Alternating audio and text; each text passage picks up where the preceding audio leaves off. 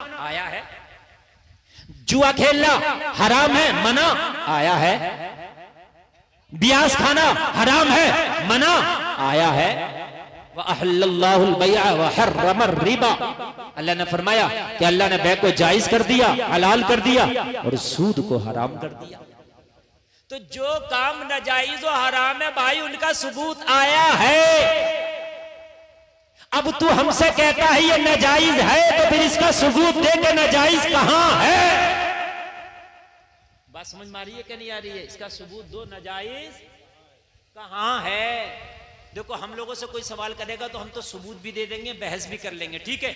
मैं आपकी बात बता रहा हूं कि आप उसको क्या सबूत दोगे। फरीदपुर में कल जलसा था, तुमसे कोई पूछने लगे काय का, नबी की मिलाद का, आपसे कहे सबूत दे, आपसे कहे सबूत दे, तो आप कहना कि वो कहां मना है, तू उसका सबूत दे। हर चीज का अगर सबूत मांगोगे तो कहना हम भी सबूत मांगने लगेंगे। ये जो तू हज करने जाता है जहाज में बैठ के, इसका सबूत दे। ना नबी जहाज में बैठे हैं, ना सहाबा जहाज में बैठे, तू क्यों बैठता जहाज में? दे सबूत। ये जो पक्की मस्जिद में नमाज पढ़ने जाते हो, पक्की मस्जिद में ना नबी ने नमाज पढ़ी, ना सहाबा ने, सबूत दो। ये जैसे पक्की मस्जिद है, जैसे ये पक्की मस्जिद है, नबी के जमाने में थी ऐसी मस्जिद? लिंटर वाली मस्जिद थी नबी के जमाने में? बताओ। 1400 साल पहले ये लिंटर थे? ये आरसीसी का लिंटर था? ये सरिये वाला लिंटर था? नहीं। तो कहना फिर तू क्यों पढ़ता है इस मस्जिद में नमाज, जब मेरे नबी ने ऐसी पक्की मस्जिद में नमाज पढ़ी ही नहीं? खुद करो तो जायज, हम करें तो सबूत दो। तवज्जो है कि नहीं? खुद करें तो जायज और हम करें तो सबूत दो। जलसे में आने वालों, सबसे बड़ा तुम्हारे लिए जवाब है, अगर किसी काम के लिए सबूत मांगा जाए तो सबूत तो देंगे ये उलमा। तुम्हारा काम नहीं है सबूत देना, बस तुम इतना पूछ लेना, ये बताओ ये मना कहां आया है? सुभान अल्लाह, जोर से बोलो सुभान अल्लाह। ये बताओ ये मना कहां आया है? बस यहीं पर पसीना आ जाएगा, यहीं बात खत्म हो जाएगी, फिर आगे तो उससे बात ही नहीं करेगा, आगे तो उससे बात ही नहीं करेगा।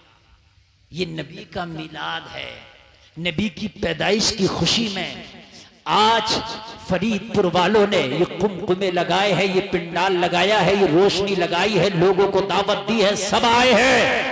यहाँ नबी की सीरत बताई जाएगी, नबी की जिंदगी के बारे में बताया जाएगा, नबी के मक्की जिंदगी के बारे में बताया जाएगा, मदनी जिंदगी के बारे में बताया जाएगा, नबी कैसे खाते थे ये भी बताया जाएगा, नबी किस तरीके से हुस्न सलूक करते थे ये भी बताया जाएगा, लोगों को कुरान के बारे में बताया जाएगा, हदीस के बारे में बताया जाएगा। तो मुझे बताओ इसमें गलत काम कौन सा है? बताओ नौजवानों, इसमें गलत काम कौन सा है? यार सारे काम तो अच्छे ही है ना, सारे काम तो अच्छे ही है ना। नबी की जिंदगी के बारे में, नबी की लाइफ के बारे में, नबी की जीवनी के बारे में, नबी के सीरत के बारे में, नबी के हुस्न के बारे में, नबी के चलने के बारे में, नबी के खाने के बारे में, नबी के उठने के बारे में, नबी के बैठने के बारे में, सारी बातें नबी के बारे में बताई जाएगी। तो मुझे ये बताओ ये गलत कहां से हो गया? सारे काम तो अच्छे हैं।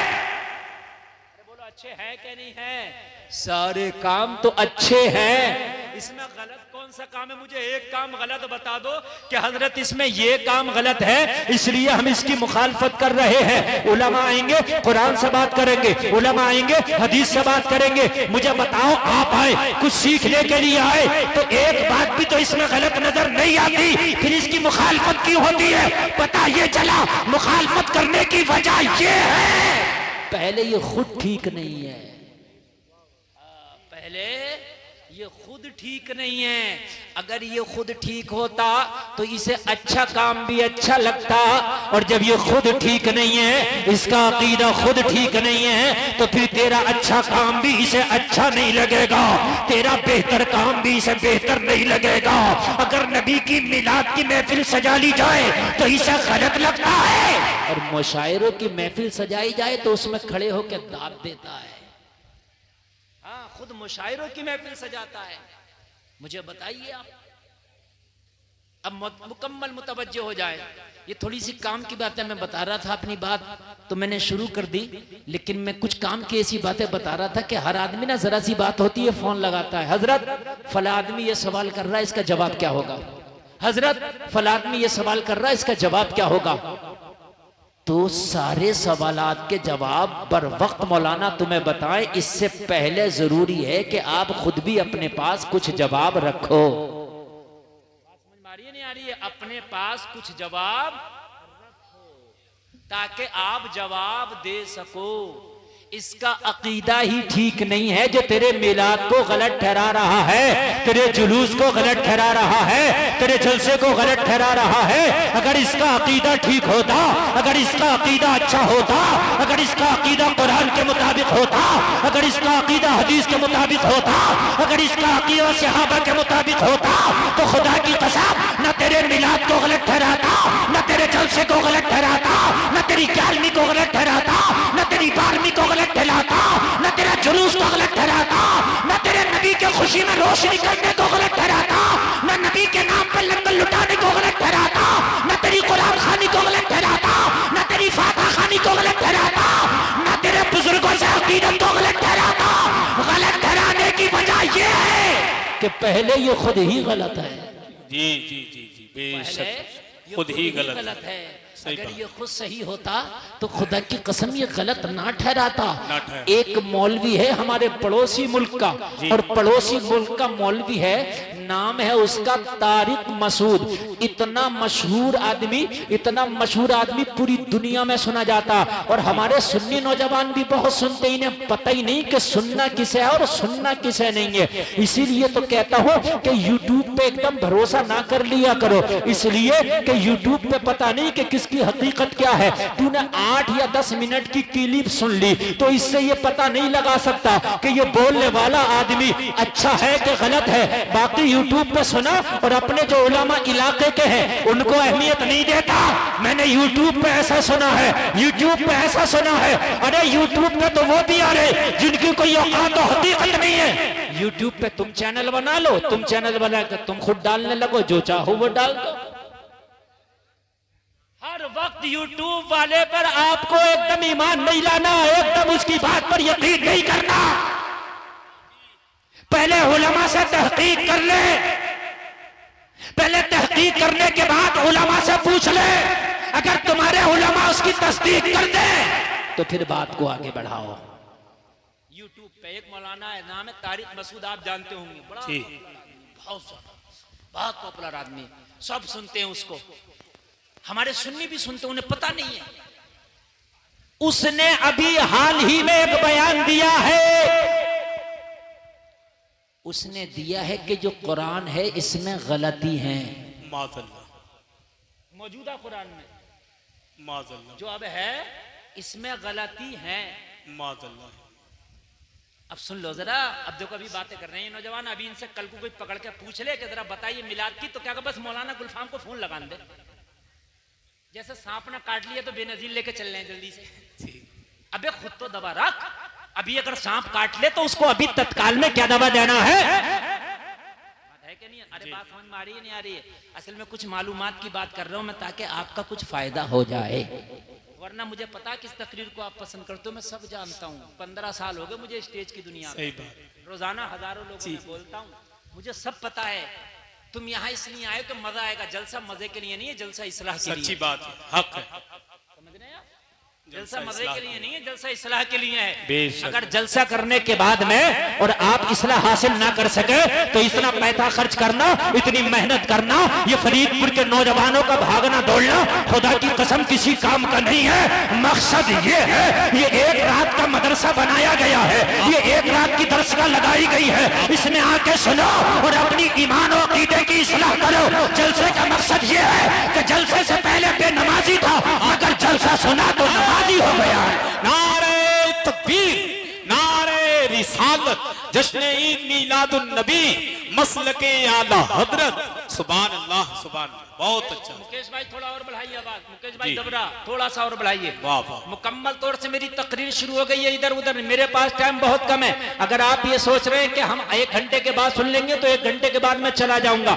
मैं कुछ काम की बातें बताकर जाना चाहता हूं। सुने, जलसा इसलिए है, शराब पीता था जलसे से पहले, मगर जलसा सुन लिया तो तौबा करके शराब छोड़ दिया है। जिना करता था जलसे से पहले, जलसा सुन लिया तौबा करके जिना छोड़ दिया है। अगर जलसे से पहले फिल्मी दुनिया के मुताबिक जिंदगी गुजारता था, लेकिन जैसे ही जलसा सुना, उलमा की तकरीरें सुना, तो हीरो हीरोइन की मोहब्बत सीने से निकल गई है और मदीने वाले मुस्तफा की सुन्नतों को अपनाने लगा। वाह वाह वाह वाह, क्या बात है, जिंदाबाद जिंदाबाद जिंदाबाद। ये बहुत है, अच्छा। ये है जलसे का मकसद। और एक बात बताऊं जलसे में आने वालों, कान खोल करके सुन लो। पूरी दुनिया का कितना भी बड़ा राइटर हो, कितना भी बड़ा पूरी दुनिया का प्रोफेसर हो, कितना भी बड़ा मालदार क्यों ना हो, कितना भी बड़ा इंजीनियर क्यों ना हो, कितना भी बड़ा डॉक्टर क्यों ना हो, कितना भी बड़ा अकल वाला क्यों ना हो, कितना ही बड़ा तेज तर्रार क्यों ना हो, कितना ही बड़ा साइंटिस्ट क्यों ना हो, पूरी दुनिया के तेज तर्रार, अकलमंद प्रोफेसर, साइंटिस्ट, पढ़े लिखे, जी शूर, सबको एक जगह लाके खड़ा कर दो और एक तरफ मेरे मुस्तफा को खड़ा कर दो, तो सारी दुनिया मिलके मेरे मुस्तफा का मुकाबला न कर सकेगी।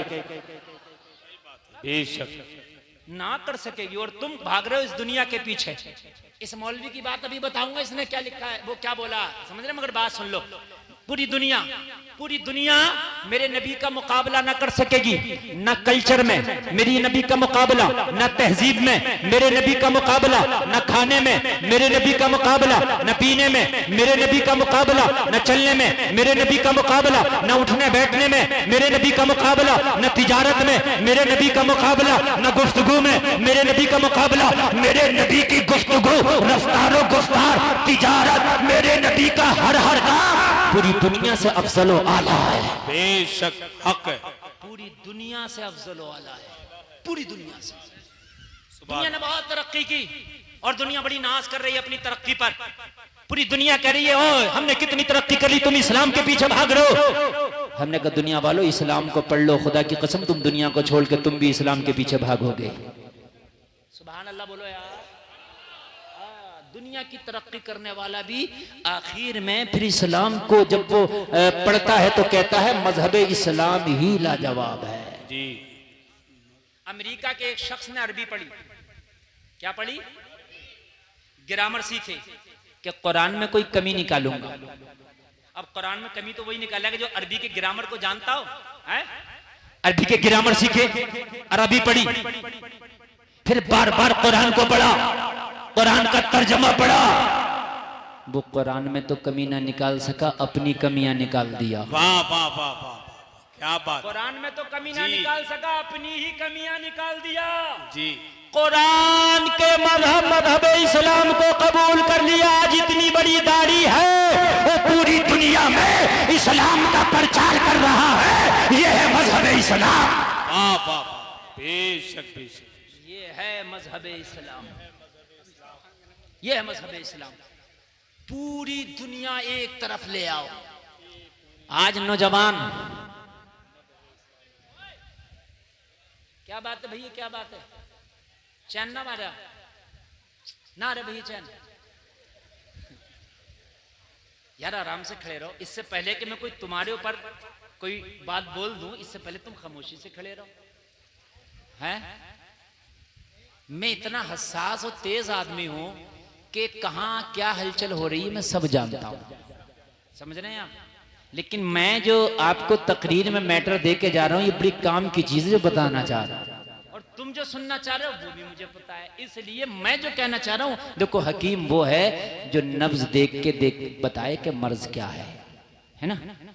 मरीज तो ये कहता है कि मुझे मीठी दवा दो, कड़वी अच्छी नहीं लगती, तो मरीज के कहने से थोड़ी ना दवा दी जाएगी। बोलो, डॉक्टर तो अपने हिसाब से दवा देगा।